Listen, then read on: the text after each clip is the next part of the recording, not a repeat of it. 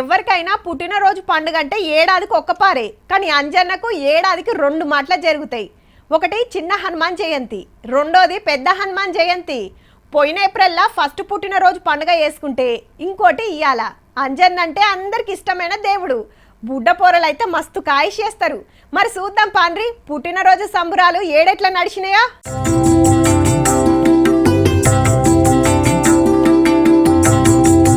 కొండగట్టు అంజన్న భక్తులతో నిండింది.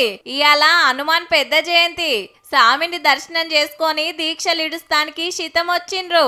నేను వాడి ఏ బట్టి 21 సంవత్సరం అవుతుంది సార్. పోయినసారి మొక్కున్న మొక్కు అయితే నెరవేరించాము. చదివి మంచిగా రావాలని కోరుకున్నాను. ఎన్నోసారి స్వామి నువ్వు? 4వ సారి. దర్శనం గాంగనే గీ మండపంలకు తోలిండ్రు అందరినీ. మంచిగా భజనలు చేసినాక అయ్యవార్లు మాలలు తీసిండ్రు. అయితే తిరుపతి లెక్కనే పాదయాత్రగా వచ్చే భక్తులకు స్పెషల్ దర్శనం ఇయ్యాలని కోరుతున్నారు. 100 కిలోమీటర్ 150 కిలోమీటర్ ఇట్లా దూరం నుంచి వస్తాం కదా స్వామి. ఇక్కడ మళ్ళీ లైన్లో నిలిచేసరికి ఈ పొక్కులు వచ్చి ఉంటాయి కదా, ఈ పొక్కులతోటి నిలిచోవాలంటే బాగా ఇబ్బంది అయిపోతుంది. మొన్ననే చిన్న జయంతి పండుగ చేసినాం, ఇవాళ పెద్ద జయంతి.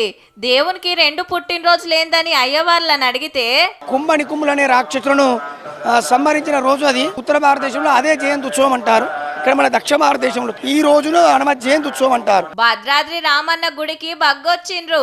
గోదారిలో తానం చేసి దర్శనం చేసుకొని ఇరుముళ్ళు సమర్పించిండ్రు. పట్నంలో సుత తాడుబండ అంజన్న గుడికి లైన్లు కట్టిండ్రు.